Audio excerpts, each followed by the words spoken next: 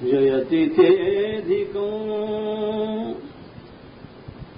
जन्मना व्रजः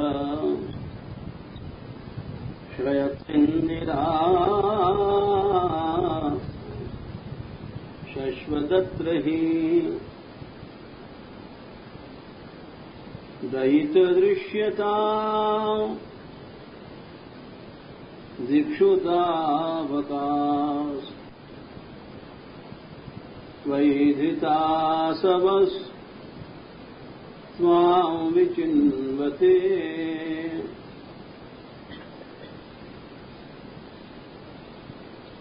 कल इन्होंने रात्रि में प्रश्न किया था, थोड़ा सा उस विषय में बोलना है। ये विषय था कि तत्त भावित जन में मानसिक संग के साथ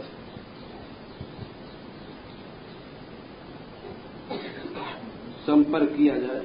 हाँ, बस हो। तो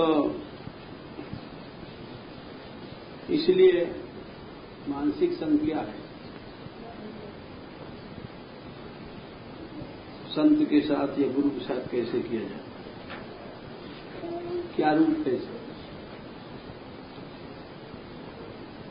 इस विषय को हम जानबूझ के छोड़ गए थे, क्योंकि हर एक विषय पर विस्तार किया नहीं जा सकता। परंतु भगवान के भक्त यानी सद्गुरुदेव में वेद से ही ये बात चली आ रही है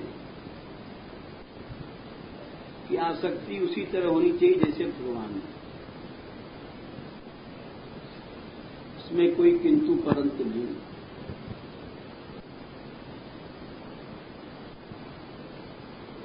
यथा देवे तथा गुरु, श्रुति भगवती कहती है, यस्य देवे परा भक्ति यथा देवे तथा गुरु तस्यैते कथिता अर्था प्रकाशन्ते महात्मा। जिसकी भगवान में परा भक्ति है, पराभक्ति सर्वसमर्पण आदि सभी है, षडंग शरणागति सब है। जैसी भगवान में है वैसी ही श्री गुरु चरणारविंद में होनी चाहिए। उसके लिए जितने रहस्य हैं भक्ति के, वो स्वतः प्रकाशित हो जाते हैं।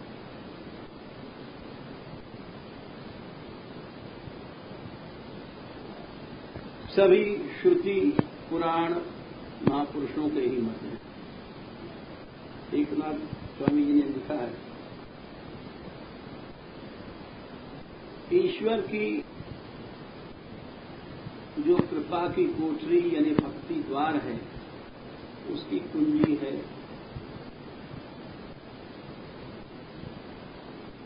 या लिखते हैं भक्ति भवन की नींव है गुरु प्रेम। और ये बात भगवान भी बार बार कहते हैं,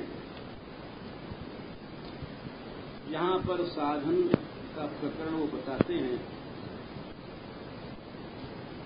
कि तो तत्र भागवतान धर्मान शिक्षेत गुरुवात दैवता। ये बात भगवान जब वो योगेश्वर संवाद में राजा निमि पूछते हैं कि महाराज हम माया कैसे करें, ऐश्वरी माया है, तो भगवान कहते हैं कि जाकर के शिक्षा लो भक्त गुरुओं के पास,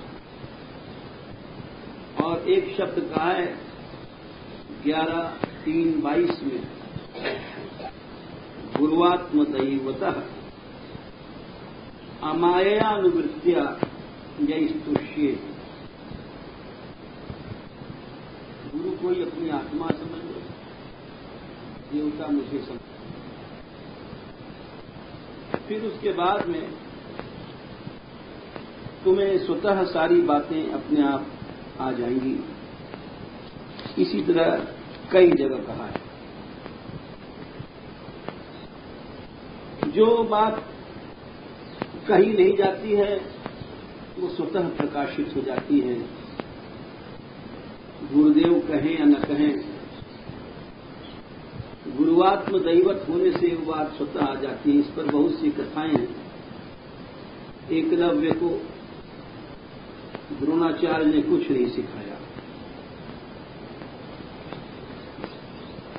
और वो अर्जुन से भी बड़े धनुर्धर बन गए थे। गुरु निष्ठा उनकी आसक्ति इतनी थी कि गुरु ने उनसे द्रोह भी किया।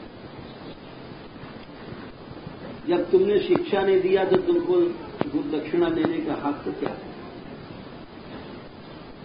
द्रोणाचार्य जी ने कहा एकलव्य से कि तुम हमको गुरु दक्षिणा नहीं दोगे? बोले दूंगा। भला इतना बड़ा गुरुनिष्ठ, उनका दक्षिणा में हमको दाहिने हाथ का अंगूठा दे दो, क्योंकि बाण चलाते समय इसी से खींचा जाता है। इस हाथ से डोर खींचते हैं, परंतु जब अंगूठा टिकता है आगे, अंगूठा ही नहीं रहा तो बाण नहीं चल सकता। इस तरह से इतना होने पर भी वो अपनी भक्ति से च्युत नहीं हुए और संसार में यदि वे धनुर्धर हो भी जाते तो बड़े बड़े धनुर्धर थे, किंतु ऐसा उदाहरण आज तक कोई रख नहीं सकता। उपदेश कोई गुरु करे न करे, जो गुरुवात्म दैवत है उसके लिए सुक्ति प्रकाशित जाती है। ये बात भगवान ने कई जगह कहा है। आगे भी उन्होंने कहा है 11 स्कंध में, संतो दिशंति चक्षुंषि बहिर्क समुत्थितः। और संत ही वही गुरु हैं, वही सूर्य हैं, वही मैं हूं, आत्मा सब कुछ वही होते हैं, उनको ही मानना चाहिए। इस प्रकार से भगवान ने कई जगह बात कही है। उन्होंने ये बात 11 स्कंध में कहते हैं ठाकुर जी कि देखो, जिसको कुछ भी पाना है, ये है 11, 26, 34। देवता बांधवा संतः संत आत्मा हमेव च। संत को यानी गुरु को ही देवता मानो। बांधव माने अपना जो प्रेमास्पद है, कुटुंब में जैसे प्यार करते हैं हम, और आत्मा मानो और अहम मुझे मानो। तो मानसिक संग भक्त के साथ, संग के साथ कैसे हो, इसका एक ही उत्तर है, यथा देवी तथा गुरु। जितना भगवान में प्रेम है सर्वभाव से, उससे एक पैसा भी कम नहीं होना चाहिए। तो भावसागर क्या चीज है? भगवान भी गुरु भक्त के सामने नहीं टिकता।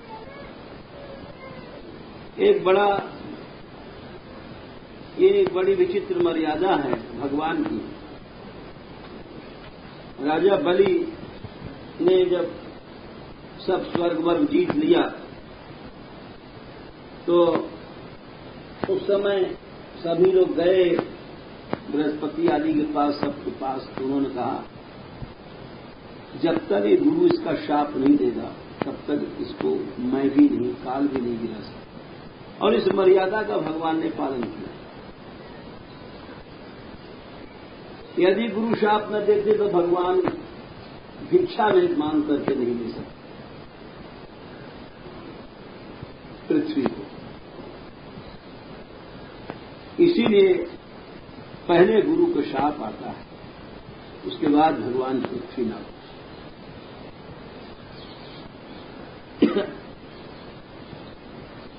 यदि कोई व्यक्ति अपने परिवार में अधिक प्रेम रखता है या अपने कुटुंब में, तो वो पलड़ा उधर का भाली रहता है और उसको भक्ति प्राप्त नहीं। एक दो उदाहरण नहीं, सारी भक्तमाल की कथाएं इसी पर आधारित हैं। हमारी आसक्ति का पलड़ा जब इधर है अधिक, संसार की ओर है, माता पिता कुटुंब स्त्री पुत्र में प्रेम है, तो फिर वो भव से मुक्ति का कारण नहीं बन सकता। यदि भगवत भक्त या गुरुदेव में अधिक प्रीति है सर्वभाव की, तो रास्ता खुला हुआ है। एक उदाहरण देते हैं, एक दो से स्पष्ट हो जाती है बात। विट्ठल विपुल देव जी थे, स्वामी हरदास जी महाराज जब पधारे तो अब गुरु पधार गए हैं तो उन्होंने आंखों में पट्टी बांध लिया कि अब मैं संसार में किसी को नहीं देखूंगा। अंधे बन गए। लोगों को बड़ा दुख हुआ, उस समय के रसिकों को। हरवंश जी भी थे, व्यास जी भी थे, बड़े बड़े रसिक थे वृंदावन में। तो रास में सभी का भाव था उस समय। ये विचार किया गया कि इनकी आंख की पट्टी हम लोगों को कहने से तो खुलेगी नहीं, इसलिए चलो रास में बुलाया जाए, रास में प्रणाम करने आएंगे। और वहां जो श्री जी थे, लाडली जी, उनको सिखा दिया कि आप इनकी पट्टी खोल देना, क्योंकि लाडली जी तो सबकी आराध्य हैं। और वही हुआ, वो न खाते थे न पीते थे, आंख में पट्टी बांधे बैठे अंधकार में। जिन आंखों से गुरुदेव को देखा, स्वामी जी को देखा, अब संसार में किसको देखें, क्या खाएं, क्या पिए। वास्तव में जो भगवान से मिलने का मार्ग बताता है वो भगवान से बड़ा ही है। तो रास का आयोजन किया गया। रास में बुलाया गया कि लाडली जी बुला रही, आए दंडोत प्रणाम करने के लिए चरणों में। तो श्री लाडली जी ने, राधिका रानी ने उनका हाथ पकड़ करके उठाया। श्री विठल विपिन देव जी खड़े हो गए और राधिका रानी ने स्वयं उनको कहा कि विठल विपिन देव जी, तुम मेरी ओर देखो। यानी मेरी ओर देखने का तात्पर्य है कि आंख की पट्टी हटाना ही पड़ेगा। उनकी प्रतिज्ञा थी कि जिन नेत्रों से मैंने अपने गुरु को देखा है वो चले गए हैं, उन नेत्रों से मैं कुछ नहीं देखूंगा। ये नेत्र सदा के लिए बंद हो गए, ये आंखें सदा के लिए बंद हो गई, क्योंकि भगवान ने कहा है कि संतो दिशंति चक्षुंषि। जो संत भक्त गुरु हैं यही आंख देते हैं जब मनुष्य परमार्थ को देखता है, नहीं तो जीवन भर अंधा बना रहता है, विवेक कभी नहीं होता। माया आवरण चढ़ा देती है आंखों की पट्टी पर, और संसार की आसक्ति संसार के धन संपत्ति में ही उलझ करके मर जाता है। तो जिस गुरु ने आंख दिया, अब वो आंख तो चली गई, मैं किसको देखूं? तो सब समाज बैठा था रसिकों का, सब सोच रहे थे कि अब तो पट्टी खोलनी ही पड़ेगी। लाडली जी की आज्ञा है, राधा रानी की आज्ञा टाली भी नहीं जा सकती। बात सही। उन्होंने कहा, हे लाडली, आपकी जो आज्ञा होगी वही होगा। किशोरी जी ने हाथ पकड़ रखा था उनका रास में, तो उन्होंने दोहा कहा, करुणा निधि मम लाडली, गही लीनो तुम हाथ, अति उदार तुम स्वामिनी कबहु न छोड़ो साथ। यानी कि आपने हमारा हाथ पकड़ा है और मैं तो अंधा हो ही चुका हूं, आप अंधे की लकड़ी बन चुकी हो,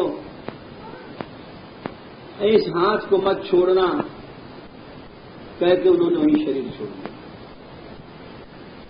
भक्त यानी गुरु भक्त की विजय हुई। श्री राधिका रानी भी यानी श्री कृष्ण तो स्वयं हार मानते ही हैं गुरु भक्त से। श्री राधिका रानी ने भी दिखा दिया कि हमारा जो भक्त, हमारा जो दास, यानी संत या भक्त गुरु, वो सदा विजय को प्राप्त करता है। गुरु मेहरबान तो चेला पहलवान, सुंदरदास जी कहते हैं। इस प्रकार से वे लीन हो गए और उन्होंने अपने नेत्रों से गुरु के अतिरिक्त कुछ नहीं देखा।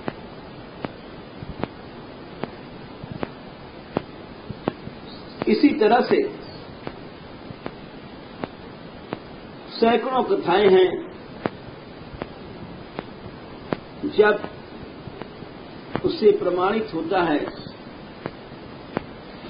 कि भगवत भक्तों में भगवान के तरह जितनी हमारी आसक्ति जब तक नहीं होगी, यथा देवे तथा वरो, तब तक बात हासिल नहीं हो सकती।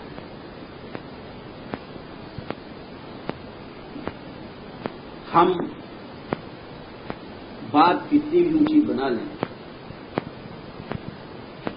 लेकिन जो प्राप्ति का मार्ग है वो यही है। जब तक ये सारी बातें हैं, हम मनमय मन कृष्णमय नहीं हो सकते।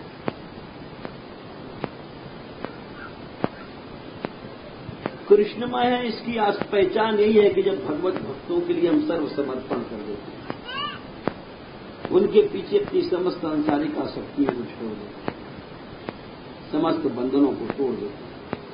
भगवान भी कहते हैं, वीतरागो है क्रोधा मनमया मामुपाश्रिता बहुओ ज्ञान तपसा पूता मदभाव मागता। जब तक तुम्हारे भीतर राग है, संसार की आसक्ति है,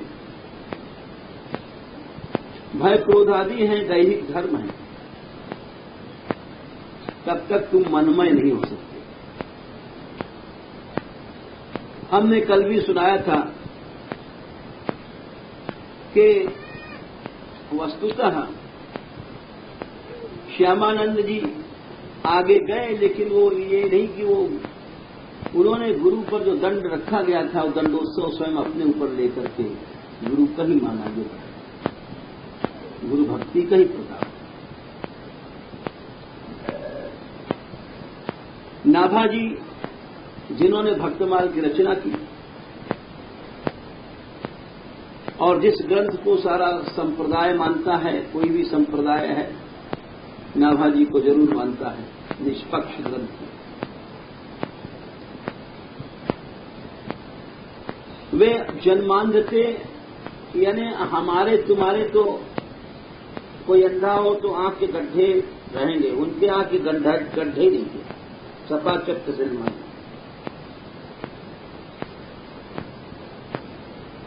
ऐसा कहते हैं कि ब्रह्मा जी के अवतार थे वही जिन्होंने गोवत्स चुराया था, ग्वाल बालों को भगवान के दर्शन का हानि किया था साल भर। तो नाभाजी यानी ब्रह्मा जी आके बने, ऐसी मान्यता।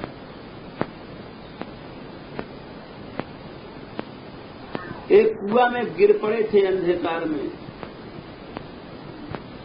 उधर से अग्रस्वामी ये सब महापुरुष 2-3 निकल रहे। उन्होंने देखा एक लड़का अंधकूप में पड़ा है, निकाला और सेवा में रखा अपने। तो वो मानसिक सेवा में गुरुदेव रहते थे, नाभाजी पंखा करते थे। वो सारे दिन मानसिक सेवा में रहते थे, वो सारे दिन पंखा करते थे।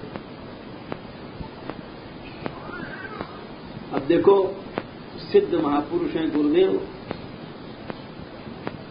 जिनके मन में भगवान श्री सीताराम जी रहते थे, मानसिक सेवा करते थे, साक्षात ठाकुर जी सेवा स्वीकार करते थे, और उनसे आगे चले गए शिष्य अपने गुरु भक्ति के प्रताप से, सेवा के प्रताप से। बात उसका जहाज समुद्र में अटक गया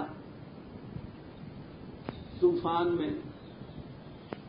उस जमाने में नाव से व्यापार होता था, बड़ी बड़ी पाल बनते थे, अक्सर नावें डूब जाती थी। तो जिस समय तूफान आया उस समय उसने देख लिया कि अब तो हमारी मृत्यु है ही है, क्योंकि भयानक तूफान। ऐसी स्थिति में याद किया जाए तो उसने गुरुदेव की याद किया। उस भयानक तूफान में, समुद्र में रात के समय तूफान आता है, कितना भयानक होता है। पर्वत की तरह लहरें आती हैं। उस आवाज को गुरुदेव ने सुना और सीताराम जी की सेवा से ध्यान हट करके वो शिष्य की ओर गया, क्योंकि गुरु आत्मा भी होता है, भगवान ने कहा है। आत्मा शब्द का अर्थ किया है विद्वानों ने, आत्तत्वात् मातृत्वाद आत्मा, जिसमें सर्वव्यापकता है और मातृत्व, माता के से जिसमें गुण है, उसको आत्मा कहा गया है। भक्त लोग ऐसा ही अर्थ करते। भगवान में जो वात्सल्य है, उस वात्सल्य को हम लोग समझ ही नहीं सकते। कबीरदास जी ने इसीलिए गाया, हरि जननी हो बालक तेरा। भगवान को मां कहा है, क्योंकि मां में जो वात्सल्य की बात होती है वो पिता में नहीं होती। तो उन्होंने अब शिष्य की ओर अंधकार में, उस समुद्री काली रात तूफान में जब गुरुदेव को चिल्लाया तो उसको आकाश में गुरुदेव दिखाई पड़े, प्रकाश युक्त, धीरज दे रहे हैं, घबराओ नहीं, भगवान का स्मरण करो। नाभाजी जो छोटे से थे, पंखा करते थे और कोई साधन नहीं किया था उन्होंने, सेवा ही किया। यहीं से भक्तमाल का आरंभ होता है, और जो सेवा विहीन है उसको कोई साधन फल नहीं मिलेगा। पंखा कर रहे थे वे, और वहां पर उनको सब स्थिति दिखाई पड़ रही है कि समुद्र है, समुद्र के भीतर जहाज है, डूब रहा है। शिष्य गुरु को बुलाया है और गुरुदेव वहां दर्शन दे रहे हैं। तो उन्होंने सोचा गुरुदेव सेवा छोड़ करके गए, प्रभु की बड़ी कृपा किया, वात्सल्य इसी कहते हैं। उन्होंने पंखा से ऐसे हटा दिया तूफान को, नाभाजी ने एक पंखा मारा यहीं से। इच्छा शक्ति होती महापुरुषों, जैसे भगवान ने संसार बनाया तो इच्छा शक्ति से बनाया। सत्य संकल्प होते हैं भगवान। तो महापुरुषों का भी संकल्प सत्य संकल्प होता है। उन्होंने जोर से इसे पंखा किया, तूफान भाग गया, जहाज तूफान से बच गया। लेकिन वे बराबर अग्रस्वामी उसको दर्शन देते वहीं आकाश में रहे। ममता के कारण अपना शिष्य है, आश्रित है, सांसारिक ममता नहीं है, दया के कारण। तो श्री नाभा जी ने कहा गुरुदेव से, गुरुदेव जहाज दूर चला गया, आप अपनी सेवा में आ जाइए। अब देखो, जिस मानसी सेवा में बड़े बड़े भावुक लोगों का प्रवेश नहीं होता है, लाखों जन्म के बाद भी मानसी सेवा यानी जिसको रसिक लोग भावना कहते हैं, वो कोई खेल नहीं है। मन का संपूर्ण निरोध हो जाने के बाद मानसी सेवा सिद्ध होती है। हम ध्यान करने बैठे हैं, मन इधर से उधर चारों ओर घूम रहा है, मानसी सेवा कैसे सिद्ध हो जाएगी? जिस मानसी सेवा में हजारों जन्म के प्रयत्न के बाद भी जो सेवा सिद्ध नहीं होती है, और जिसको बड़े मुश्किल से गुरुदेव ने सिद्ध किया था, वहां सेवा के द्वारा और सहज में नाभा स्वामी पहुंच गए। सेवक बनना इतना कठिन है। जो वस्तु लाखों जन्म के साधन से नहीं प्राप्त होती है, सेवक को सहज में प्राप्त हो जाती है। भागवत में लिखा है सैकड़ों जगह। जैसे आपको हम एक और प्रमाण देते हैं कि देवहूति और कर्दम के प्रसंग में कर्दम ऋषि जी ने लाखों वर्ष तप किया था। ऐसा नहीं कि वो कोई साधारण व्यक्ति नहीं थे, और साक्षात ब्रह्मा जी की छाया से पैदा भय सनातन काल से चले आ रहे हैं। कर्दम जी भगवान की छाया से भय, और देवहूति जी अभी आई, उन्होंने सेवा किया। तो वो कहते क्या है अंत में सेवा के बाद कि हे देवी, जो मैंने 100-200 नहीं, हजारों वर्ष नहीं, लाखों वर्ष से हमने तप किया, ये में स्वधर्म निरतस्य तपा समाधि, ये आया है 3:23-7 विद्यात्म योग विजिता भगवत प्रसादा तानेव ते मदनुसेवनया वरुद्धान दृष्टिम प्रपश्य वितराम्य अभियान शोकन, कि हमने जो कुछ भगवत कृपा प्राप्त किया अपनी विद्या आत्मयोग से विजय करके तप समाधि आदि के द्वारा, वो तुमने थोड़ी सी मद अनुसेवया हमारी सेवा से ही तुमको प्राप्त होगा। ये दृष्टि में तुमको देता हूं, देखिए।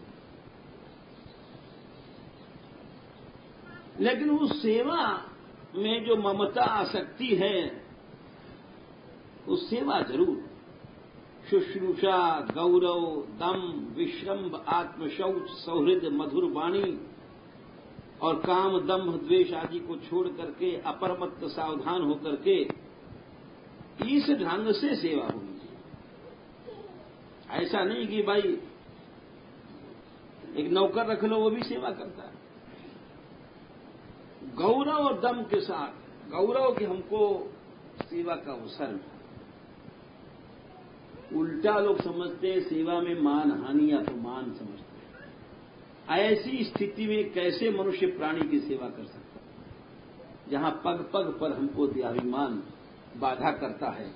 अरे मैं बुहारी लगाऊं, मैं टोकरा सिर पर रखूं, मैं जूठन गिलास उठाऊं, मैं और भी सेवा करने वाले सब तरह करनी पड़ती है, मल मूत्र आदि। मैं ऐसा कार्य करूं। अरे ऐसा तो भगवान ने करके दिखाया, माधवदास जी की सेवा। उस सेवा में गौरव समझा जाए कि ये हमको मतलब हीनता नहीं समझी जाए। ये कह रहे हैं करदम जी कि उस सेवा में जब तक मनुष्य गौरव नहीं समझता है तब तक सेवा सिद्ध नहीं हो। गौरव नहीं समझते लोग। हमारे यहां बहुत से बच्चे रहते थे, अब तो पानी पहुंच गया ऊपर, तो पानी ले जाते थे, 100 घड़ा पानी जाता था ऊपर। तो उनके घर वाले रोज कहते थे, साधु के यहां, बाबा जी के यहां पानी भरते हो तुम लोग, नहीं पीते हो, शर्म नहीं है। तो ये संसार जो है वो अहंता की पाठशाला है। हर व्यक्ति अहंता सिखाता है। मां सिखाएगी, बाप सिखाएगा, कुटुंब सिखाता है। और इस पाठशाला में रह करके सेवा धर्म सीखना कितना कठिन काम है, असंभव है। तो सेवा में ये भावना रखी जाए, विश्रम्भ पूर्ण विश्वास रखा जाए। ये वहीं 3:23 के 2-3-4 में सेवा इस ढंग से किया जाए, पूर्ण विश्वास और गौरव बुद्धि के साथ, सौहार्द आसक्ति के साथ। तो थोड़े से ही 1-2 साल की सेवा मुश्किल से किया नाभागी ने, और वो बोलते हैं गुरुदेव जहाज तो बहुत दूर चला गया। तो गुरु ने पूछा ये कौन आवाज दे रहा है, क्योंकि वहां तक ये मामूली आवाज नहीं पहुंच सकती।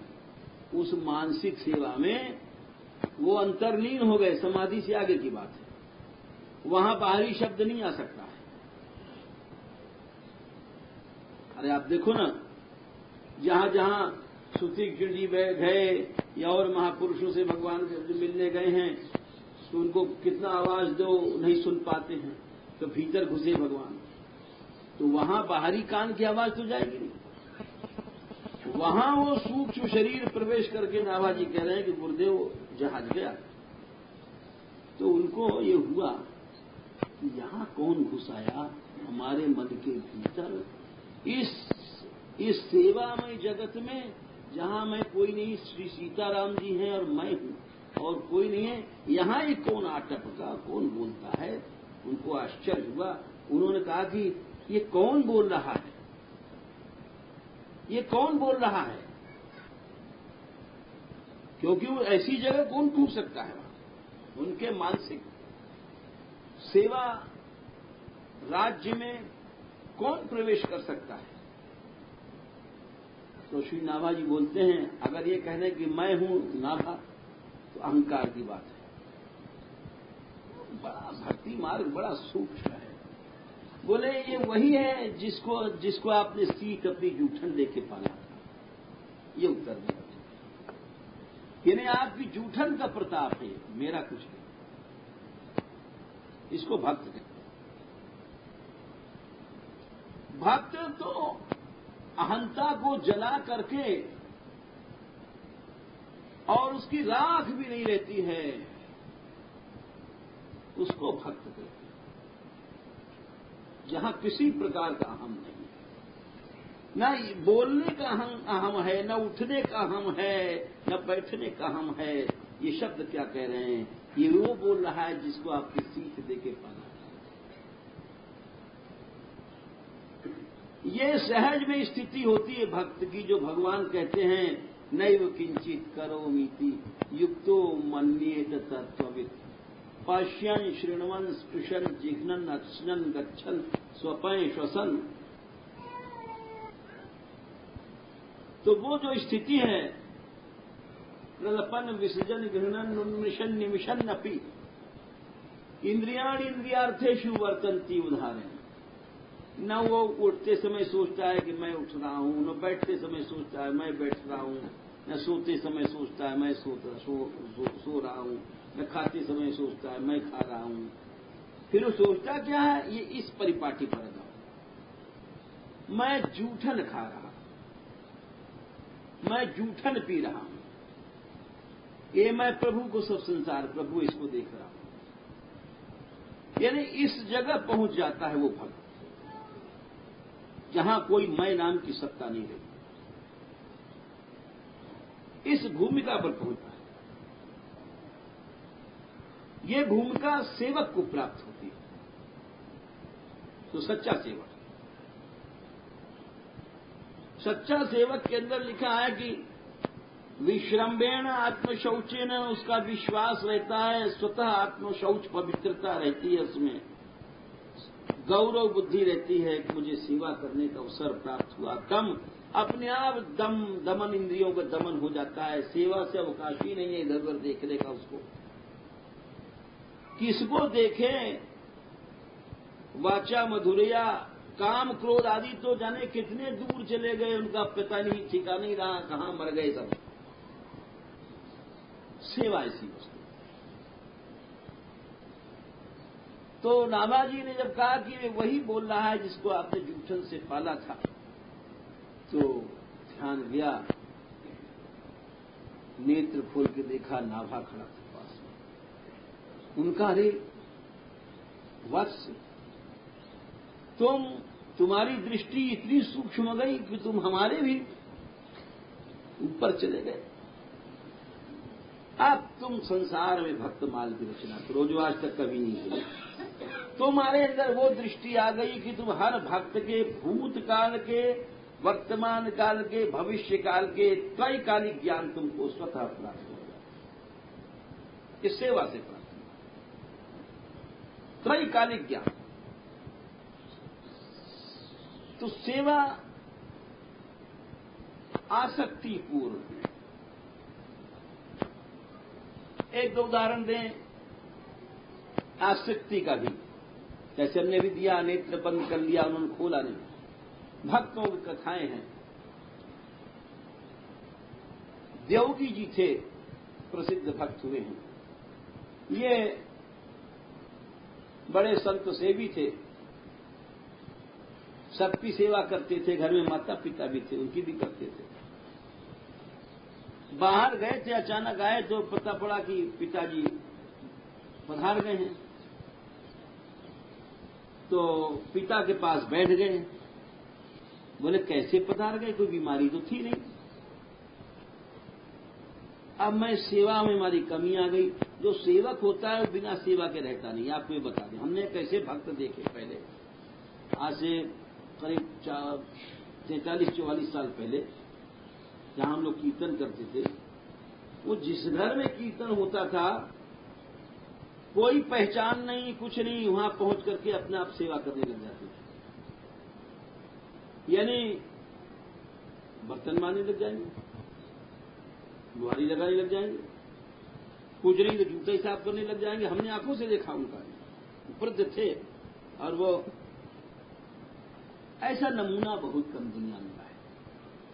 और यही नहीं केवल किसी एक के घर, जहां भी कीर्तन है वहां पहुंचे, हल्ला हो जाता था कि अरे आ गए भगत जी, आ गए भगत जी।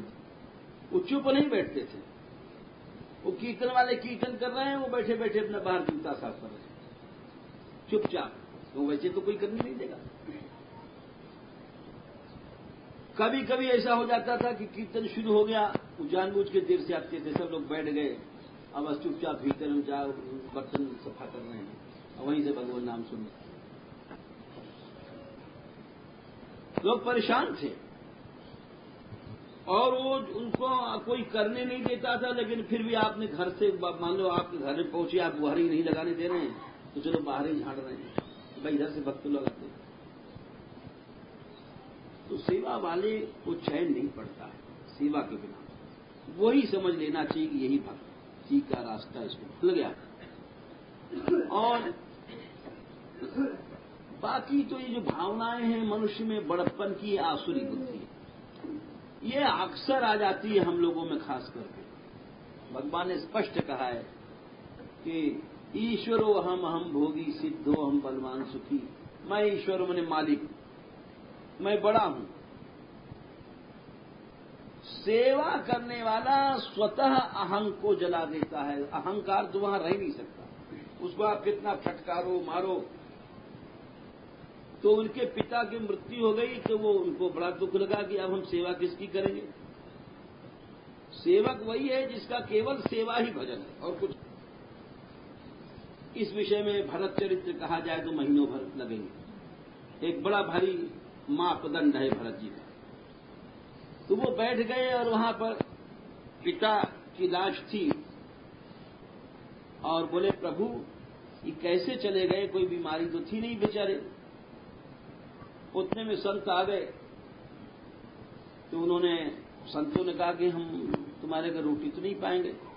बोले, महाराज आप नहीं पाओगे तो सीधा ले लो, हम जाने नहीं देंगे, आप भक्त हैं। उनकी स्त्री से कहा, सीधा उदा लाई। वो बोले संत लोग कि हम नहीं देंगे, हम भी आज नहीं भोजन करेंगे। बोले, तुम भी, तुम्हारे पिता मर गए, तुम बैठे हो इस तरह से। उन्होंने कहा कि तुम पिता की मृत्यु पर दुखी होकर यहां बैठे हो लाश के पास।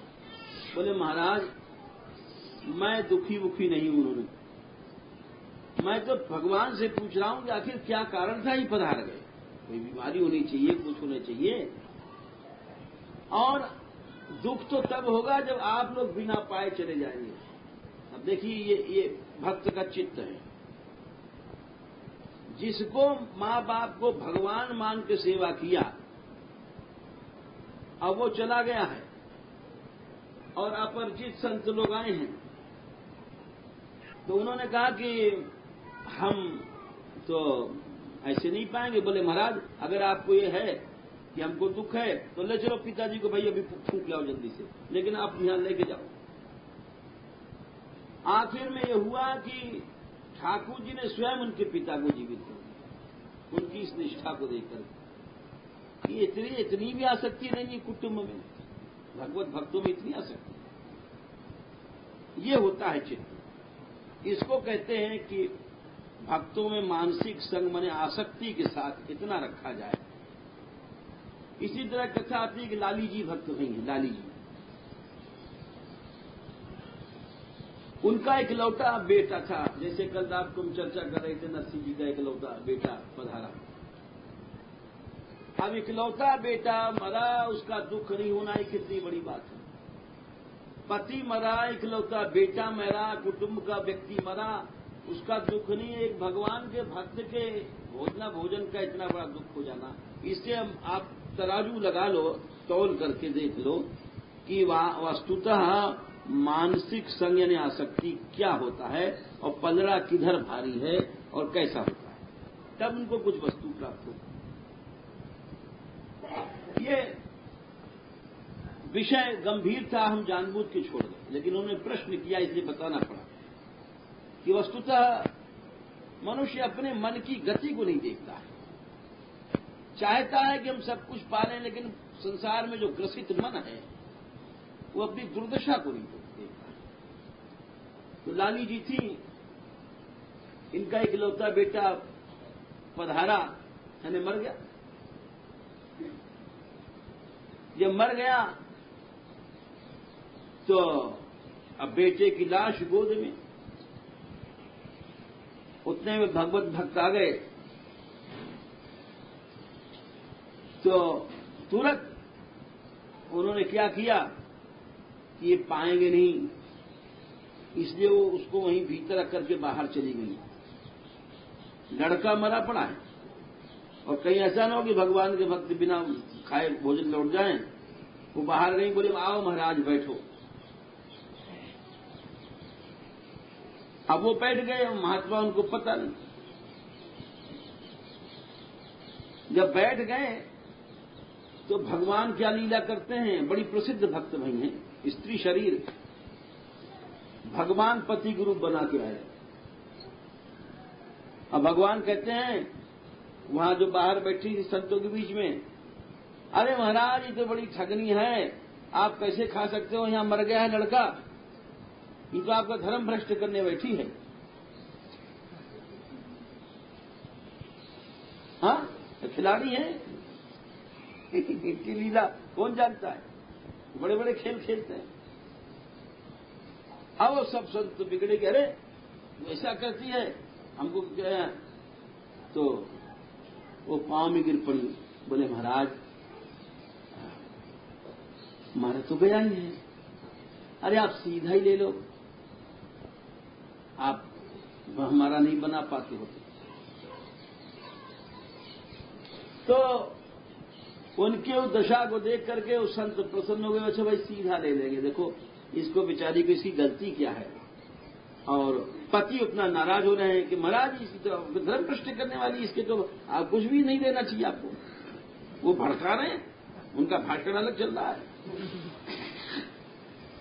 लेकिन वो जो संत थे वो इस बात पर रीझ गए और उनका हम तो लेंगे।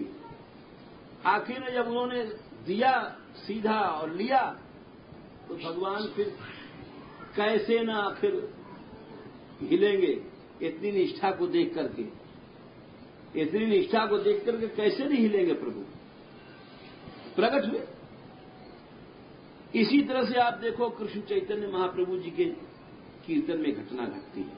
ये आसक्ति की बात बता रहे हैं। इतनी आसक्ति जब होती है, जब कुछ काम बनता है भगवत भक्तों में। श्रीवास पंडित थे, उनके यहां कीर्तन होता था किवाड़ बंद करके सारी रात भर। तो बहुत से लोग उस समय निंदा भी करते थे, मंगल चंडी के गीत गाते हैं, वाम मार्गी हैं, कोई कुछ कहता था, बुराई करते थे लोग। उनके घर उनका पुत्र समाप्त हो गया, दिवंगत हो गया। तो श्रीवास पंडित बोले अपनी पंडितानी से, देखो कीर्तन में खबरदार विघ्न नहीं आना चाहिए। यानी बेटा तो गया तो गया। अब वही उदाहरण मिला लीजिए जो नरसिंह जी वाला था, वो हमें याद नहीं क्या था गुजराती में। हाँ हाँ, अर्थ तो हम जानते हैं, वो भाषा। हाँ ये गुजराती भाषा है, हमको गुजराती नहीं आती। हाँ तो बोले बड़े सुख की बात है, बंधन कट गया, अब हम भजन करेंगे। यह है मानसिकता। तो वो उन्होंने कहा कि देखो बेटा बेटा तो गया, लेकिन विघ्न कीर्तन में नहीं आना चाहिए महाप्रभु जी की। वो बेचारे जो है, बाड़ी होती है अलग हर बंगाल में, घर के पीछे अपना जो केले वेले के पेड़ वेड़ होते हैं और नारियल वेरियल के, तो बाड़ी में बैठ गई अपने बच्चे को लेकर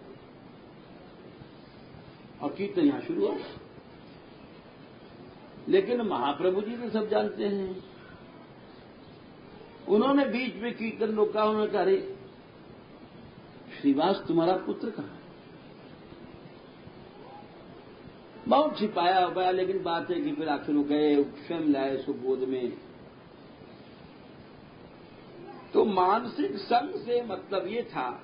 अन्य कितने उदाहरण हैं, अगर एक उदाहरण दिया जाए तो आपको हम हजारों लिस्ट गिना दें। लालाचार्य जी की था, आप देख लो, देवगी जी की सुनाई, एकलव्य की सुनाई, लाली जी की सुनाई, पाद पद्माचार्य जी की बाकी है, खोजी जी की बाकी है, रसिक मुरारी जी की बाकी है। अब इस पर हम बोले तो सैकड़ों उदाहरण हैं, कम से कम एक महीने इसी के लिए चाहिए। मानसिक आसक्ति भगवत भक्त में या गुरु में कैसी हो, इसके उदाहरण के लिए हजारों उदाहरण हैं। संक्षेप में थोड़े में हमने कुछ उदाहरण देकर के बताए कि हम लोग अपनी आसक्ति का पलड़ा खुद तोलें कि किधर भारी है। किसी का पलड़ा अपनी स्त्री में लगा है, किसी के बेटे में, किसी के धन में। तो बहुत से लोग आते हैं। अब चलते चलते एक और उदाहरण दे दें। गोविंद स्वामी जी का यद्यप समय आज ज्यादा हो रहा है, लेकिन कभी ज्यादा भी हो जाता है, कोई बात नहीं। गोविंद स्वामी जी एक बार विट्ठल नाथ जी के साथ, गोसाई जी के साथ आगरा गए, बहुत बड़े सेठ के यहाँ।